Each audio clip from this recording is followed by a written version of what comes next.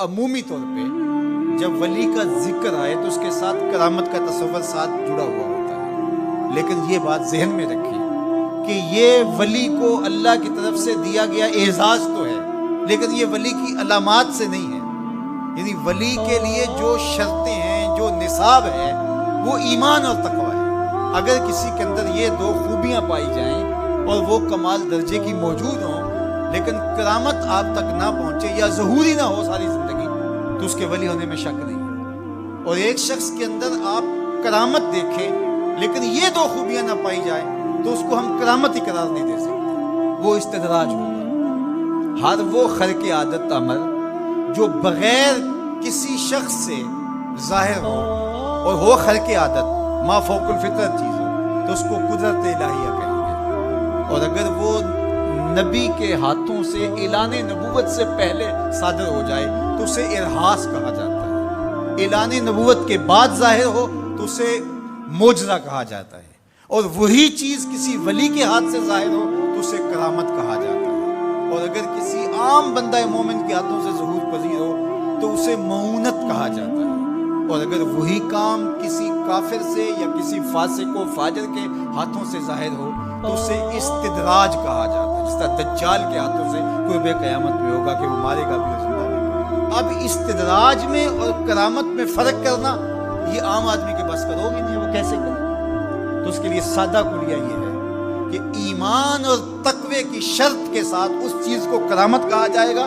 اور اگر یہ دونوں شرطیں نہیں پائی جا رہی تو وہ پھر استدراج ہوگی۔ تو اس لیے ولی کو پہچاننے کے لیے کرامت معیار ہی نہیں ہوا، کرامت نصاب ہی نہیں ہوا، ولی کو پہچاننے کے لیے ایمان اور تقوی۔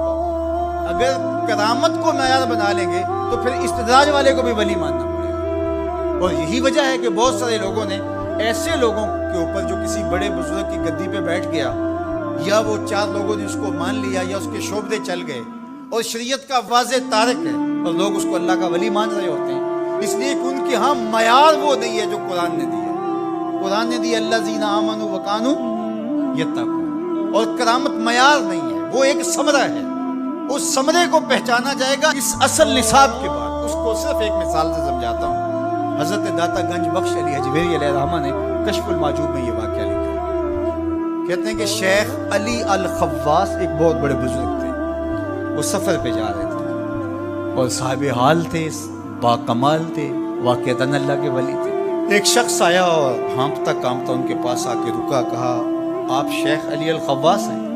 فرمایا ہاں۔ تو کہا کہ میں لمبا سفر کر کے آیا ہوں اور آپ کی صحبت میں کچھ دن گزارنا چاہتا ہوں، تو آپ مجھے اپنی صحبت کے شرف سے محروم نہ رکھیے۔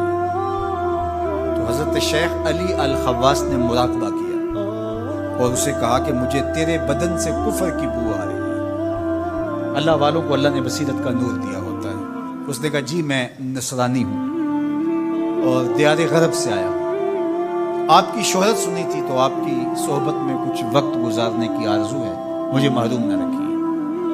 شیخ کہتے ہیں میں نے ٹالنا چاہا، میں نے کہا کہ میری صحبت میں رہنا بڑا مشکل ہوگا، تکلیفیں سہنا پڑیں گی۔ اس نے کہا جی میں گوارہ کروں۔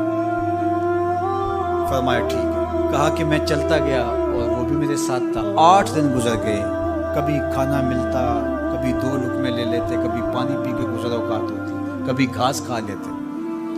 ایک دن اس کا وجود کپ کپا رہا تھا بھوک کی شدت کی وجہ سے۔ اس نے مجھے کہا شیخ آپ اللہ کے بندے ہیں، میں نے عہد تو کیا تھا کہ کوئی آپ سے مطالبہ نہ کر پاؤں، لیکن اب میری سخت جواب دے گی، تو آپ اللہ کے مقرب ہیں، تو اللہ کے اس قرب کی وجہ سے اس سے دعا کیجئے تو وہ میرے اور آپ کے کھانے کا انتظام کر دے۔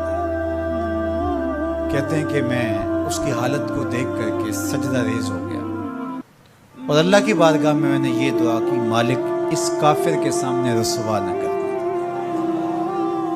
کہا جب میں نے سر اٹھایا تو آسمان سے ایک طبق اترا جس کے اوپر 2 پیالے شربت کے تھے اور 2 روٹیاں تھیں، تو میں نے ایک پیالہ اور ایک روٹی اس کو دے دی اور ایک خود لے لی اور پھر سفر شروع ہو گیا۔ 8 دن پھر گزر گئے، پھر ایک دن وہی حالت کہ اس کا بدن کپ کپانے لگا، تو میرے دل میں آیا کہ روز روز حالت ایک جیسی نہیں ہوتی، تو اس دن تو لاج رہ گئی تھی، تو کہیں آج یہ پھر نہ بول پڑے، تو قبل اس سے کہ یہ بولے میں نے بول کر کے کہا کہ تو بھی عیسائیوں کا بہت بڑا پیر پادری ہے، تو آج تیری باری۔ تو کہتے جب میں نے اس کو کہا تو اس نے بھی سجدے میں سر رکھ دیا، اور میں دل ہی دل میں سوچا کہ اس کا سجدہ ریز ہونا کیا معنی رکھتا ہے جب ایمان ہی نہیں ہے۔ تھوڑی دیر کے بعد جب اس نے سر اٹھایا تو آسمان سے بھی طبق اترا، جس پر 4 پیالے شربت کے اور 4 روٹیاں تھیں۔ اس نے 2 روٹیاں اور 2 پیالے میری طرف بڑھائے، اور 2 پیالے اور 2 روٹیاں اپنی طرف کر لی، اور کہا کہ کل یا شیخ کھائیے۔ میں نے کہا میں نہیں کھاؤں گا، اس لیے کہ کرامت ہو نہیں سکتی، اور استدراج کا کھانا جو ہے وہ میں کھا نہیں سکتا، چونکہ تم کافر ہو تو میں استدراج کا کھانا کھاؤں تو یہ نہیں ہو سکتا۔ تو اس نے کہا کل یا شیخ، شیخ کھائیے اور میری طرف سے 2 مبارکیں وصول کیجیے۔ میں حیران ہوا، میں نے کہا کیا مبارکیں؟ اس نے کہا میں نے سجدے میں سر رکھا اور اللہ کی بارگاہ میں عرض کی، اے اللہ اگر اسلام سچا دین ہے تو 2 پیالے اور 2 روٹیاں عطا کر دے، اور اگر علی الخواص واقعی تیرا ولی ہے تو 2 پیالے اور 2 روٹیاں اس کے صدقے سے دے دے۔ تو ایک تو آپ کو آپ کی ولایت کی مبارک ہو، اور دوسرا ہاتھ بڑھائیے اور مجھے اسلام میں داخل کیجیے، اسلام سچا دین۔ تو شیخ علی الخواص کے اس واقعہ کو ذکر کرنے کے بعد داتا گنج بخش علی حجویری فرماتے ہیں کہ علی الخواص جیسا شخص بھی یہاں پریشان ہو جائے کہ خدایا یہ استدراج ہے یا کرامت، تو کہا پھر عام آدمی کیسے فیصلہ کر سکتا ہے کہ یہ استدراج ہے یا کرامت؟ تو کہا کہ اس کو یہی دیکھنا پڑے گا ایمان اور تقوی ہے کہ نہیں۔ تو ایمان اور تقوی یہ علامت ہے کسی کے ولی ہونے